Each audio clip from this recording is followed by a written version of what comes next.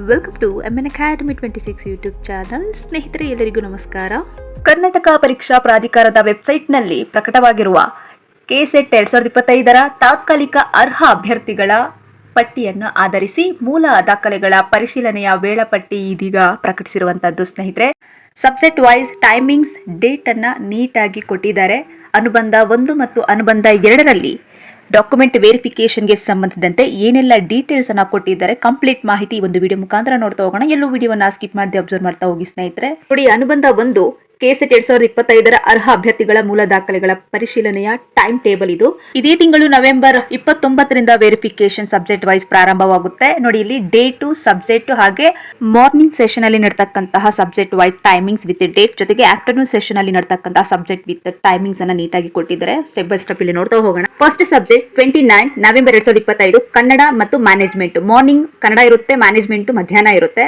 ಇದರಲ್ಲಿ ಇರ್ತಕ್ಕಂತಹ serial number ನಿಮ್ಮ ಒಂದು ರ್ಯಾಂಕ್ ಲಿಸ್ಟ್ ಅಲ್ಲಿ ಏನ್ ನಂಬರ್ ಇರುತ್ತೋ ಅದೇ ನಂಬರ್ ಇಲ್ಲಿ ಹ್ಯಾಡ್ ಆಗಿರುತ್ತೆ. Next subject commerce. ಇದರಲ್ಲಿ 1ರಿಂದ 600ರಿಂದ ಹಿಡಿದು 601ರಿಂದ 1393 ಈ ಒಂದು ರ್ಯಾಂಕ್ ಲಿಸ್ಟ್ ನಂಬರ್ ಅನ್ನ ನೀಟಾಗಿ ನೋಡ್ಕೊಳ್ಳಿ. ಇಷ್ಟು ಥರ್ಡ್ ಸಬ್ಜೆಕ್ಟ್ ಇಂಗ್ಲಿಷ್ 1ರಿಂದ 659 ಇರುತ್ತೆ. ಜೊತೆಗೆ political science, library and informational science ಜೊತೆಗೆ mathematical science. Next subject December 4ರಂದು ನಡೆಯುವಂತಹ ವಿಷಯಗಳು ಸೋಷಿಯಾಲಜಿ, ಜಿಯೋಗ್ರಫಿ, ಇಂಡಿ ಎಕನಾಮಿಕ್ ಅಂಡ್ ಎಜುಕೇಶನ್. ನೋಡಿ, mass communication, journalism, psychology, social work, law and Sanskrit, Urdu, public administration, computer science application. ಇದಿಷ್ಟು December 4ರಂದು ನಡೆಯುವಂತಹ ಮಾರ್ನಿಂಗ್ ಟು ಆಫ್ಟರ್ನೂನ್ ಸೆಷನ್ ಅಲ್ಲಿ ಡಾಕ್ಯುಮೆಂಟ್ ವೆರಿಫಿಕೇಶನ್ ನಡೆಯುತ್ತೆ. ಟೋಟಲ್ ಇದಿಷ್ಟು ಸಬ್ಜೆಕ್ಟ್. ನೆಕ್ಸ್ಟ್ ಡಿಸೆಂಬರ್ 5ರಂದು ನಡೆಯುವಂತಹ ವೆರಿಫಿಕೇಶನ್ಗೆ ಸಬ್ಜೆಕ್ಟ್ ನೋಡಿ, ಇಲ್ಲಿ morning session with afternoon session ಎರಡನ್ನೂ ಅಬ್ಸರ್ವ್ ಮಾಡ್ತಾ ಹೋಗಬೇಕು, ಇಲ್ಲಾಂದ್ರೆ ನಿಮಗೆ ಕನ್ಫ್ಯೂಸ್ ಆಗುತ್ತೆ ಸ್ನೇಹಿತರೆ. ನೋಡಿ, ಫಸ್ಟ್ ಒನ್ ಫಿಸಿಕಲ್ ಎಜುಕೇಶನ್ 1ರಿಂದ 118, ಫಿಸಿಕಲ್ ಸೈನ್ಸ್ 1ರಿಂದ 320. ಹಾಗೆ ಆಫ್ಟರ್ನೂನ್ ಸೆಷನ್ ಅಲ್ಲಿ ನಡೆಯುವಂತಹ ಲೈಫ್ ಸೈನ್ಸ್ ಸಬ್ಜೆಕ್ಟ್ ನೋಡಿ 1ರಿಂದ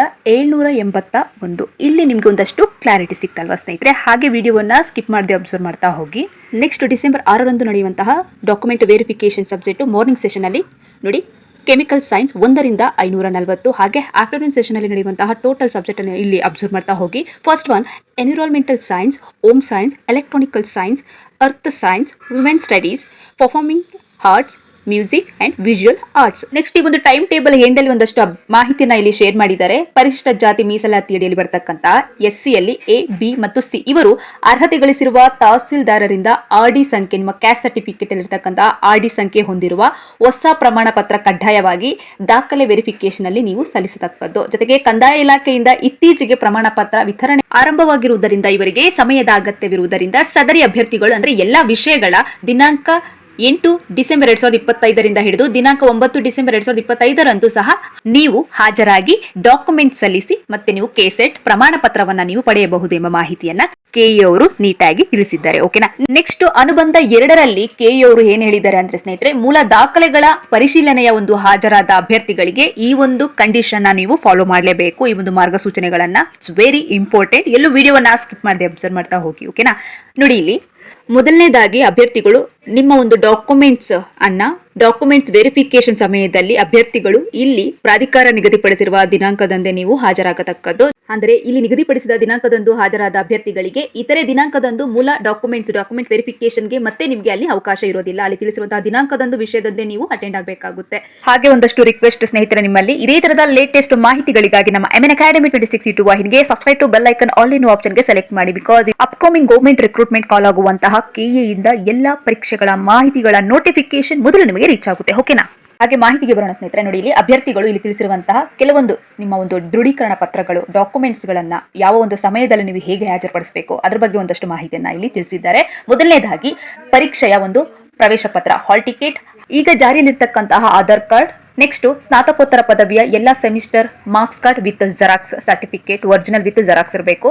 ನೆಕ್ಸ್ಟ್ PhD ಸಮಯದ ಪ್ರಮಾಣ ಪತ್ರ, ಅಂದ್ರೆ ಇಲ್ಲಿರ್ತಕ್ಕಂತಹ ದಿನಾಂಕ ಡೇಟ್ ಅನ್ನು ಅಬ್ಸರ್ವ್ ಮಾಡಿ 19/9/199 ಅಥವಾ ಇದರ ಒಂದು ಪೂರ್ವದಲ್ಲಿ ಪಡೆದಿದ್ದರೆ ಆ ಒಂದು PhD ಪ್ರಮಾಣ ಪತ್ರ ಸರ್ಟಿಫಿಕೇಟ್ ಮಾತ್ರ ಅಂತ ಹೇಳಿದ್ದಾರೆ ಅಷ್ಟೇ. ಇಲ್ಲಿ ಯಾವುದೇ ರೀತಿಯಲ್ಲಿ ನೀವು ಕನ್ಫ್ಯೂಸ್ ಮಾಡ್ಕೊಳ್ಳಿಕ್ಕೆ ಹೋಗ್ಬೇಡಿ ಸ್ನೇಹಿತರೆ. ನೆಕ್ಸ್ಟ್ ಅಭ್ಯರ್ಥಿಗಳು ಆನ್ಲೈನ್ ಅಲ್ಲಿ ಇಲ್ಲಿ ತಿಳಿಸಿರುವಂತಹ ಒಂದು ಮೀಸಲಾತಿಗಳನ್ನ ಕೋರಿದ್ದಲ್ಲಿ ಮಾತ್ರ ಆ ಅಭ್ಯರ್ಥಿಗಳು ನಿಮ್ಮ ಒಂದು ಡಾಕ್ಯುಮೆಂಟ್ಸ್ ಒದಗಿಸತಕ್ಕದ್ದು. ಅಂದ್ರೆ ಆನ್ಲೈನ್ ಅರ್ಜಿಯಲ್ಲಿ ಯಾವುದೇ ಮೀಸಲಾತಿ ಕೋರಿರದಿದ್ದಲ್ಲಿ ಅಂತಹ ಯಾವುದೇ ಮೀಸಲಾತಿ ನೀಡಲು ಅಥವಾ ತಿದ್ದುಪಡಿ ಮಾಡಲು ಇಲ್ಲಿ ಅವಕಾಶ ಇರೋದಿಲ್ಲ ಎಂಬ ಮಾಹಿತಿಯನ್ನ ಕೆಇ ಅವರು ಸ್ಪಷ್ಟಪಡಿಸಿದ್ದಾರೆ. ಓಕೆನಾ.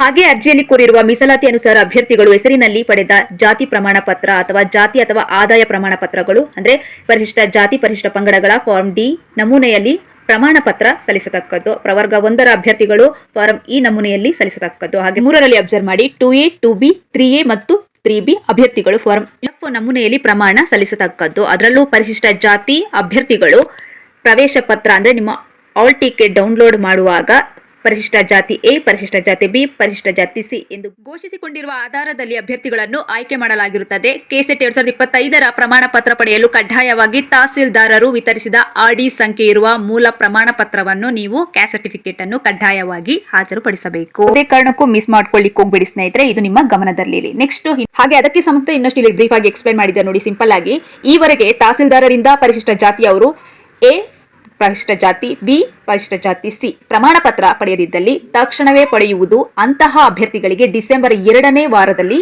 2 ದಿನ ಮೂಲ ಡಾಕ್ಯುಮೆಂಟ್ ವೆರಿಫಿಕೇಶನ್ಗೆ ಅವರಿಗೆ ಅವಕಾಶ ನೀಡಲಾಗುತ್ತದೆ ಅಂತ ಕೆಇವರು ತಿಳಿಸಿರುವಂತದ್ದು. ಹಾಗೆ ವಿವಾಹಿತ ಮಹಿಳಾ ಅಭ್ಯರ್ಥಿಗಳಿಗೆ ಒಂದಷ್ಟು ಮಾಹಿತಿಯನ್ನ ತಿಳಿಸಿದ್ದಾರೆ ನೋಡಿ.